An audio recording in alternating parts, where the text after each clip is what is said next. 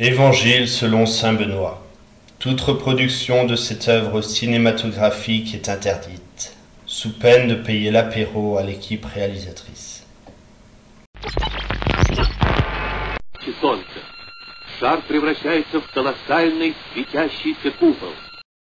Évangile selon sainte Anne et Marie.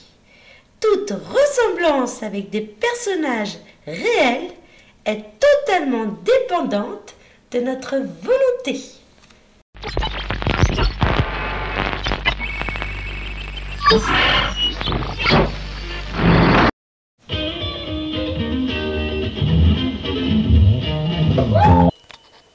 Madame, mesdemoiselles, messieurs, chiens, chats, poulets, veaux, vaches, cochons, hyènes, si vous en connaissez une, bienvenue dans le JD JJ, le journal du jour J. Les titres du jour de la semaine. Lundi, rubrique Société en crise.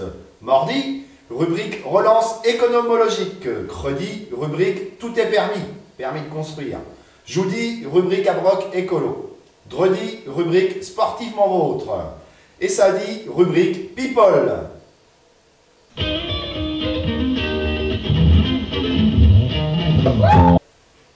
Lundi, rubrique Société en crise.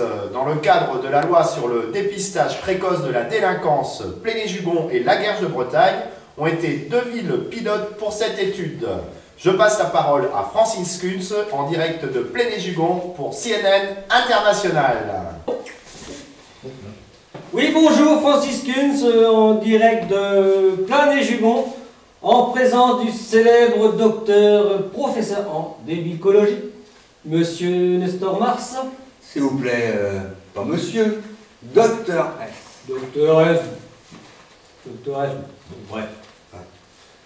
Concrètement, ces enfants sont-ils potentiellement dangereux? Si oui, comment le déterminez-vous? Premièrement, phase d'observation.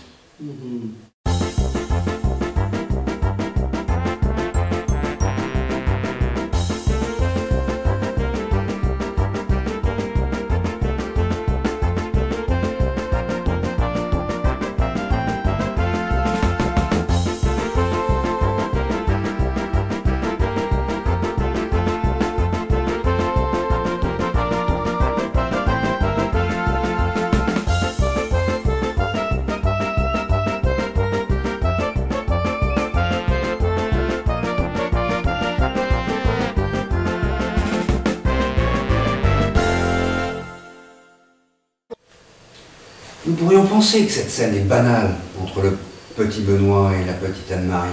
Mais il n'en est rien. La violence est innée chez eux. Pour appuyer les dires de ce débicologue, nous avons poussé les investigations un peu plus loin. Nous avons donc fait appel à l'institutrice Elisabeth Lecordière, l'institutrice du petit père Benoît. Qu'en pensez-vous du petit père Benoît Le petit père Benoît, eh ben, je suis bien contente de pouvoir enfin vous dire ce que je pense, monsieur. Si vous saviez, c'était une horreur, ce garçon. Il était horrible. Il était abominable, quoi. C'était un roublard, et en plus, il était très beau. Alors évidemment, c'était difficile, mais c'était une horreur, c'était une racaille même. Vous voyez les racailles dont on parle tant maintenant? Ah ben voilà, c'était une racaille avant l'heure. Oui. Incroyable. Et vous, qu'en pensez-vous? Oui, c'est tout à fait ça, mais en plus, au gymnase, je me souviens, il pinçait les fesses des filles, il se battait avec d'autres, vraiment... La violence. La violence, je ne savais plus quoi en faire. Oui, voilà, c'est que de la violence, quoi. Que de la violence. Que de la violence. Tout ce qu'on peut en tirer. Oui. Que de la violence. Que de la violence. Merci de votre témoignage. Mais je vous en prie, ça nous a fait du bien. Merci. L'expérience ne serait pas complète sans l'intervention de l'institutrice de Laguerche, de la petite Anne-Marie. Oui, en direct de la guerre de Bretagne, en présence de l'institutrice de la petite Anne-Marie. Alors, Thérèse, qu'en pensez-vous de la petite Anne-Marie? Écoutez, si vous me posez la question, moi je vais vous dire ce que j'en pense. Anne-Marie, je ne l'ai pas oubliée parce qu'Anne-Marie, elle arrivait à l'école le matin et puis j'ai fait un petit peu mes devoirs, mais pas beaucoup parce que papa et maman ils se sont pas trop occupés de moi. Alors Et puis, ben, elle commençait à tricher sur les voisins et les voisines. Et comme il s'en apercevait qu'il voulait la dénoncer, ben, Anne-Marie, c'est facile, hein, je te tire les cheveux de tout le monde. Et puis voilà, quoi. Donc, sans arrêt en classe, la violence, la violence, la violence. Oui, voilà, une violence cachée, mais plus profonde, quoi. Oui, on va même pas trop cacher, d'ailleurs, hein. D'accord, d'accord, d'accord. Bon, Francis Kunz, en direct de la Kerche de Bretagne, à vous les studios. Pour eux, ce sera très dur. Ils finiront petit A en prison, petit B isolé sur une île espagnole, petit C cuisiniste. Eh ben, public, votez! Hein? Bon, merci pour l'éclairage, c'est bien sympa, vous êtes pas électricien. Bon, Francis Kunz, en direct du studio.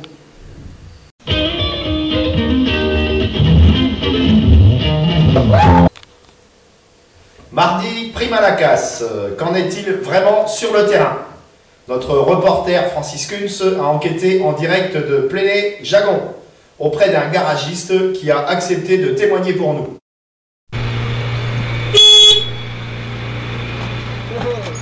Oui, Jules Edouard, en direct du garage, c'est Marcel Proust. Alors Marcel, concrètement, comment ça se passe la prime à la casse? Oh bah moi j'ai remarqué que les gonzesses elles aiment bien les belles autos. Alors moi je traque les blondes contre des épaves en échange d'une voiture neuve. Là, regarde, dernièrement la belle des Hingants là. Voilà. Oui, la blonde. Eh ben, elle ne supportait plus la dodoche de son futur. Non. Eh ben moi pour 1000 €, je l'ai reprise en échange d'un 4x4 tout neuf. La prime à la casse, plus la prime carbone, plus la prime magnésium. Eh ben son 4x4, il lui coûte plus que la modique somme de 43 999 €. Et corps, je lui ai offert les plaques et les tapis. Bah, je pouvais aller. Quelle belle affaire!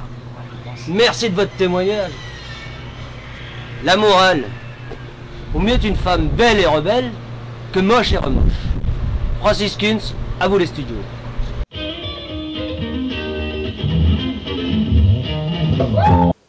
Chronique, rubrique Tout est permis, permis de construire.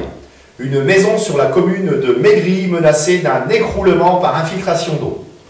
Sur les conseils de la grand-mère, les propriétaires désemparés ont fait appel à un sourcier. Rejoignons notre reporter Francis Kunz. Francis? Et non, Jules Edouard, ici Michael Cull. Je me trouve à la Villeneuve à Maigry, devant la maison de tous les soucis de Benoît et Anne-Marie. En effet, un problème récurrent de source a fait son apparition, qui a rassemblé plein de marabouts et de pseudo-experts pour trouver une solution au problème. Marabout, tu veux venir hein? Je m'appelle Mamadou, le marabout des ficelles.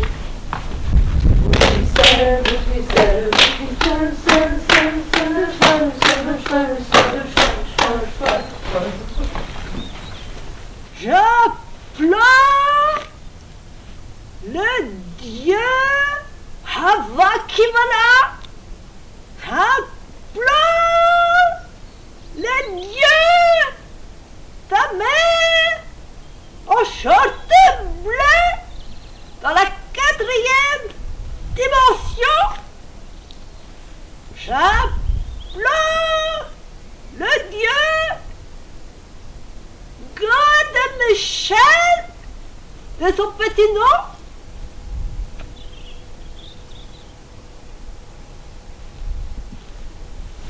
Jules Edouard, je pense que nous allons faire appel à un deuxième expert. Celui-là n'a pas l'air trop convaincant. Anne-Marie, il te faut un sourcier.